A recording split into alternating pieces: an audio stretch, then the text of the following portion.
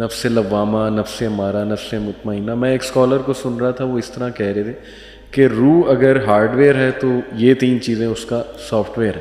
تو اس طرح بھی انڈرسٹینڈ کرنا، یعنی آپ نے کہا نا کہ ہو سکتا ہے یہ ایک ہی چیزیں ہوں. اور جیسے نفس لوامہ جو ہے وہ فَأَلْهَمَهَا فُجُورَهَا وَلَا تَقْوَاهَا وَتَقْوَاهَا سوری. تو یہ دیکھیں نا، وہ ضمیر کا بھی یہی کام ہے کہ نیکی اور بدی کی پہچان. اصل میں پتہ کیا ہے، یہ جو نفس لوامہ یا نفس مطمئنہ یا نفس امارہ، یہ جو 3 قسمیں، یہ تو قرآن کی 3 اصطلاحات ہیں، اس سے یہ نکال لی گئی. اور جہاں بھی قرآن نے یہ تینوں اصطلاحات استعمال کی ہیں، وہ دراصل فنکشننگ ہی کی بات ہے، جو میں پہلے بات کر رہا تھا کہ وہ نفس کی فنکشننگ ہے. کہ آپ جب ان النفس لامارۃ بالسوء، ٹھیک ہے، کہ یہ جو جسم ہے، یہ جو نفس ہے، یہ ہمیشہ برائی کی طرف دعوت دیتا ہے، الا ما رحم ربی، سوائے اس نفس کے جس کے اوپر اللہ کی رحمت ہو جائے. تو یہ برائی کی طرف دعوت دینے والا نفس کوئی الگ نفس نہیں ہے، یہ نفس کی ایک کیفیت ہے کہ یہ برائی کی طرف دعوت دے رہا ہو. جب یعنی الا ما رحم ربی کا مطلب یہ ہے کہ جب اس کے اوپر اللہ کی رحمت ہو جائے تو پھر وہ ختم ہو جائے گا، وہ معاملہ، اس کی کیفیت چینج ہو جائے گی. تو اس کا مطلب یہ کیفیات ہے. اسی طرح لفظ لوامہ جو ہے وہ بھی اسی طرح ملامت کرنے والا، جس کو آپ ضمیر کہہ لیں، آپ کوئی اور، وہ ملامت کرنے والا ہے، وہ بھی اس کی کیفیت ہے. ہم نے اس کو درمیان میں رکھ دیا کہ جو ملامت نہیں کرتا وہ امارہ ہے، جو ملامت کرتا ہے وہ لوامہ ہے. وہ نفس لوامہ، یہ جو قرآن نے قسم اٹھائی تو ملامت کرنے والے نفس کی. اور پھر اسی طرح سے نفس مطمئنہ، ارجعی الی ربک راضیۃ مرضیہ. تو نفس مطمئنہ گویا ٹاپ آف دا لسٹ ہے، اور درمیان میں لوامہ ہے، اور نیچے جو ہے امارہ ہے. یہ کیفیات ہیں. نفس امارہ ہی نفس مطمئنہ بنتا ہے. اچھا، ٹھیک ہے، لیکن اس کی اصلاح کرنی پڑے گی. جیسے فرمایا نا کہ وَأَمَّا مَنْ خَافَ مَقَامَ رَبِّهِ وَنَهَى النَّفْسَ عَنِ الْهَوَىٰ. بالکل صحیح. کہ جو اللہ کے سامنے کھڑا ہونے سے ڈر گیا، جواب دہی سے ڈر گیا، تو وہ پہلا کام کیا کرتا ہے؟ نَهَى النَّفْسَ عَنِ الْهَوَىٰ. اس نے نفس کو خواہشات سے روک دیا. تو ظاہر ہے ضبط نفس کریں گے تو پھر اس کی اصلاح ہوگی. جب اس کی اصلاح ہوگی تو یہ امارہ سے لوامہ بنے گا، اور لوامہ سے مطمئنہ بن جائے گا. وہ اس کی پیک کی وہ ایک پوزیشن ہے. صحیح. آپ نے بڑی انٹرسٹنگ بات کی کہ یہ جو قلب ہے، مے بی یہ برین اور ہارٹ کے درمیان جو ایک کنیکشن ہے. تو میں آڈینس کو کہنا چاہوں گا کہ ضرور پڑھیں اس پہ انٹرنیٹ پہ کہ نروس سسٹم آف ہارٹ. اس پہ آج کل گورے ریسرچ کر رہے ہیں کہ دل کا بھی ایک نروس سسٹم ہے. سرکولیٹری سسٹم تو ہے ہی، لیکن نروس سسٹم ہے. تو بڑی انٹرسٹنگ باتیں اس کے اوپر کتابیں لکھی گئی ہیں، لیکن لوگ آرٹیکلز لکھے ہوئے ہیں. لیکن یہ بات ہے کہ دیکھیں سائنس والے بھی ایک عجیب کام کرتے ہیں. وہ جو بات انہوں نے تسلیم نہیں کرنی ہوتی، جس بندے نے کہی ہوتی اس کو سائنسدان ہی تسلیم نہیں کرتے. ایسے ہی وہ کہتے ہیں کہ یہ بات تو اس نے کہی ہے، وہ کوئی اتھینٹک سائنسدان نہیں ہے.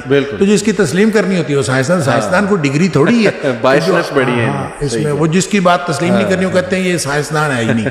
تو ویسے تو اس کے اوپر بہت لکھا گیا ہے اور لکھا جا رہا ہے. صحیح. شیخ، اللہ سبحانہ وتعالیٰ قرآن میں ہمیں بتاتے ہیں کہ حضرت آدم میں اللہ نے اپنی روح پھونکی. تو ظاہر ہے اس کو لے کے کئی لوگ یہ سمجھے کہ ہم میں اللہ کا پارٹ ہے کچھ. تو یہ کون سی روح ہے جو اللہ سبحانہ وتعالیٰ نے پھونکی ان میں؟ یہ وہی تو روح ہے، وہی تو روح ہے. لیکن یہ اللہ کی روح تو نہیں ہے. نہیں، اللہ سے جدا. اللہ نے انسانوں میں روح پھونکی. دیکھیں جب لیکن مر روحی کے الفاظ، مر روحی، دیکھیں بات یہ ہے کہ ساری کائنات اللہ کی ہے. صحیح. صرف روح کیوں اللہ کی ہے؟ ٹھیک.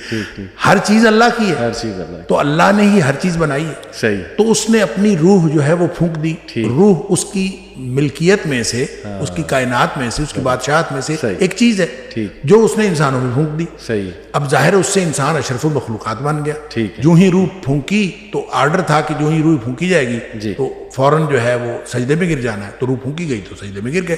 اب مسئلہ یہ ہے کہ اس میں ہم خواہ نقطہ افرینی کرتے ہیں. ایسا کوئی اعتراض والی بات نہیں. اللہ کی کائنات ہے، اللہ کی روح ہے، اللہ نے وہ انسان میں پھونک دی. اور وہ ایک ایکسٹرنل، ایک خارجی عنصر ہے جو انسان کے اندر آ گیا. پتلا بنایا تھا مٹی کا، اس کے اندر روح پھونکی تو اس کو آپ کہہ دیں جان پڑ گئی، اس کو آپ کہہ دیں زندگی آ گئی، آپ اس کو کہہ دیں روح آ گئی، آپ اس کو کہہ دیں نفس آ گیا، آپ اس کا کوئی بھی نام، اس کا دل دھڑکنا. دیکھیں نا سائنسدان کتنی اچھی بات کرتے ہیں, میڈیکل سائنٹسٹ, کہ آدمی فوت ہو گیا اور وہ حرکت قلب بند ہو جانے کی وجہ سے فوت ہو گیا. اب کتنی آپ اندازہ کریں کتنے لاجیکل وجہ جو بتاتے ہیں ہمیں. بالکل حرکت قلب بند ہوتی ہے تو بندہ مرتا ہے. ہاں ایسے ہی کامن سینس کی, تو کامن سینس کی بات ہے. تو وہ کہتے ہیں حرکت قلب بند ہو جانے کی وجہ سے بندہ. تو بات اصل میں یہ ہے کہ یہ وہ چیزیں ہیں جو نہ ہماری سمجھ میں آتی ہے نہ سائنسدانوں کی سمجھ میں آتی ہے. تو جو چیزیں سمجھ میں نہیں آتی اس کا انکار کیوں کرتے ہیں؟ اب اس کا اقرار کریں. کیوں؟ جب ہمارے لیے تو اللہ کا شکر ہے, ہم اللہ کا شکر کریں کہ ہم وابستہ ہیں وحی الہی سے. صحیح. ہمارے پاس جواب ہے, ہمیں وہاں سے بتا دیا گیا. ہمیں وحی الہی نے جو بات بتا دی, نظر آتی ہے نہیں نظر آتی, ہمارا اس کے اوپر ایمان ہے. تو اس لیے ہم کہتے ہیں کہ ایمان اتنی بڑی نعمت ہے کہ جس کو مل جائے اس سے بڑی اور نعمت کوئی نہیں ہے. تو ان کے لیے بھی کوشش کرنی چاہیے اور ان کو بھی کوشش کرنی چاہیے کہ وحی الہی کے ساتھ جڑ کے دیکھ لیں, ہو سکتا ہے ان سارے سوالوں کا جواب مل جائے. صحیح. میں ایک انٹرسٹنگ بات شیخ آپ سے شیئر کرتا ہوں اور آڈینس سے بھی, کہ یہ ہم سنتے ہیں نا الست کا جو پیکٹ تھا کہ اللہ سبحانہ و تعالیٰ نے تمام آدم علیہ السلام کے بچوں سے پیکٹ لیا تھا کہ کیا میں تمہارا رب ہوں. تو ایک 1990 کی دہائی میں یونیورسٹی آف کیلیفورنیا میں ریسرچ ہوئی, نان مسلم, اس کو جو لیڈ کر رہا تھا ریسرچ کو وہ ہندو نیورو سائنٹسٹ تھا. انہوں نے دیکھا یہ کہ ایپیلیپسی کے جو پیشنٹس ہیں, مرگی کا دورہ جنہیں پڑتا ہے, ان کے برین یہاں پہ فرنٹل لوب پہ سامنے پروبز لگائے, اور پروبز لگا کے پھر ظاہر ہے انہوں نے ان کے برین کو وہ اسٹڈی کیا, ایم آر آئی اسکین یا جو بھی وہ کرتے ہیں پروسیجر ہوتا ہے. تو انہوں نے نوٹ کیا کہ جب وہ لوگ, ان کو ہوش آیا ایک دم سے, تو وہ بہت اسپرچول فیل کر رہے تھے, اور ان کا یہ فرنٹل لوب جو تھا نا, جب اس کو ایکٹیو کیا گیا پروبز کے ذریعے, ذرا اس کو ایکٹیویٹی دی گئی, تو وہ اللہ کی باتیں کرنے لگ گئے, گاڈ کی باتیں کرنے لگ گئے, اور وہ بہت زیادہ ایسی باتیں جو روحانیت سے جن کا بہت تعلق ہے. تو انہوں نے ثابت کیا اس ریسرچ ٹیم نے کہ خدا کا کنسیپٹ یہ ہمارے اندر انگرینڈ ہے, نیچرل ہے, نیچرل فطرت میں ہے, انسٹنکٹ ہے ہمارا, اور فرنٹل لوب جو دماغ کا سب سے ذہین حصہ ہے وہ اس کے لیے رسپانسیبل ہے. تو یہ میں نے کہا ایک شیئر کروں, جو آپ بات کہہ رہے ہیں دیکھیں بالکل ٹوٹلی اس سے بھی یہ چیز میچ ہو رہی ہے. شیخ حضرت جبرائیل کو بھی اللہ نے روح کہا ہے, تو اس کو کیسے سمجھیں گے؟ وہ تو صرف آپ یوں کہہ لیجئے کہ جبریل علیہ السلام کا ایک نام ہے, ٹھیک, روح الامین. اچھا. تو ان کو جب روح کہا ہے تو یہ صرف ان کا نام رکھا ہے. دیکھیں فرشتہ جو ہے وہ ویسے تو ایک نورانی مخلوق ہے, تو اگر ان کو روح کہا جائے کہ وہ اس قبیل کی چیز ہے تو بھی بات ٹھیک ہے, کوئی سی قبیل کی چیز ہے, ٹھیک ہے. اور لیکن اگر اس کو قرآن نے روح الامین کہا, اور جہاں بھی قرآن نے روح کا ذکر کیا اس طرح سے کہ اس کو ایک پرسنالٹی کے طور پر, تو اس سے مراد جبریل امین ہے.